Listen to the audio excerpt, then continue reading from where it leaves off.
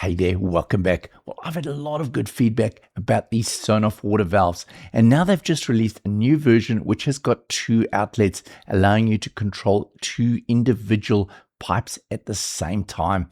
Now, just to be upfront with you, SONOFF did give this device to me free of charge, but they've not paid me any money, and the thoughts are all my own. So the SONOFF Hydro Duo Dual Channel Zigbee Smart Water Valve with Flow Meter. That's a bit of a mouthful, but it's selling at $46.90. That's US dollars.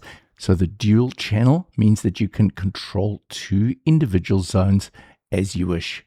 It's powered by 4 AA batteries, which are not supplied, or you can use a USB-C charger. The inlet is designed out of brass to make it really tough, and it connects onto the underside of your tap, and then you've got your two different pipes that you can connect up on the underside. This device allows you to track the amount of water you're using. I'll be very interested to see if this is going to pull into the Home Assistant via Zigbee to MQTT. Bear in mind that there are two versions of this device. There's one with a British standard pipe connector and one with a national hose connector. Picking up this device, it really feels heavy and I get a feeling of quality.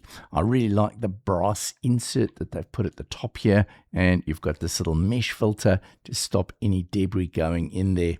The casing itself is made of plastic, but it feels like a really nice quality. We have these two clicky buttons on the top, and you can hear as I press that, it's opening and closing those different valves. The two mountings on the underside are made of plastic, but it feels like a really heavy duty. And I do like that they've added in now this option to power it off USB-C if that's required. Now, the only thing is that if you're powering it off USB-C, unfortunately, you can't get that to charge the batteries inside of here. Would have been quite cool if you could have put rechargeable cells in and then charge this using a solar panel. So if you've got a solar panel, you do need one with its own built-in batteries. Along with the valve, we get some plumber's tape as well as 2 rubber seals for connecting the pipes on the underside. In order to replace the batteries, you do need to undo these 2 screws. Once you lift it off, you'll see that it's got a really good rubber seal around there that's going to create a really nice watertight battery compartment.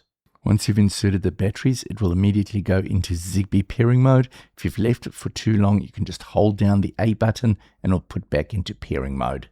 Next, we'll open up Home Assistant, select our Zigbee to MQTT, and permit join. There we can see it's connected already. Just wait for it to do its handshake. There we go. We can open it up and see that it is natively supported within Zigbee to MQTT. And let's see what it's exposing. So we've got the 2 individual valves there available. We've got a child lock that we can use. Manual irrigation duration that can be set.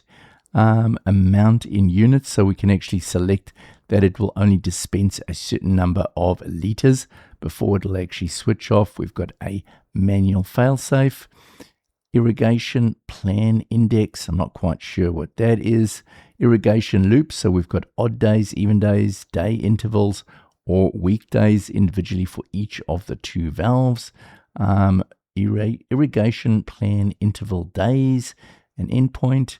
Then we've got individual days that we can allow to set as true or false. For each of the valves, we've got each of the days of the week.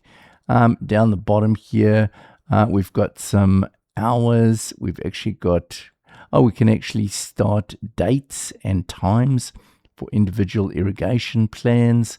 Then we've got total durations for those individual plans. We can select the units for the actual irrigation. Wow, there's just a huge number of settings here. What I'm really interested to see is whether we're going to get that amount or volume of water coming through as it is actually running. So as you can see, just a fantastic. Down the bottom here, we've got our volumes of irrigation. So now what I'm going to go and do is hook it up to my tap and see what's going to happen. So I've hooked it up to my tap, and I've got outlet A going along into my little planter box there, and outlet B is available now that I can connect that up to another pipe which I could run to water other things in my garden. So if we have a look now, I've been running it for about a half a minute or so, and we've got 23 liters of water that has come out. So that's really awesome. It's actually showing us our volume of irrigation water.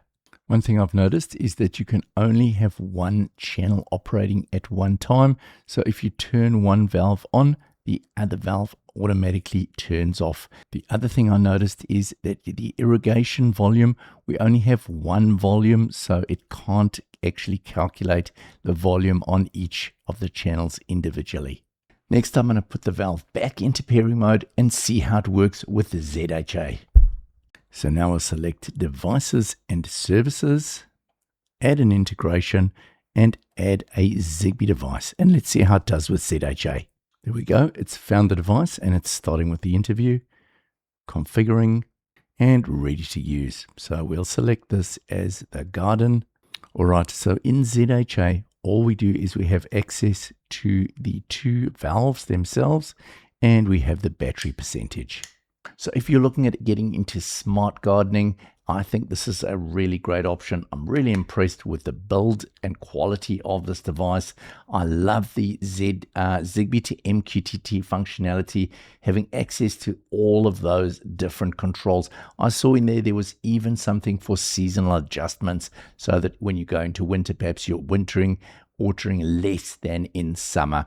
So overall, yeah, another great device from SONOFF. I'm really looking forward to seeing what's coming next.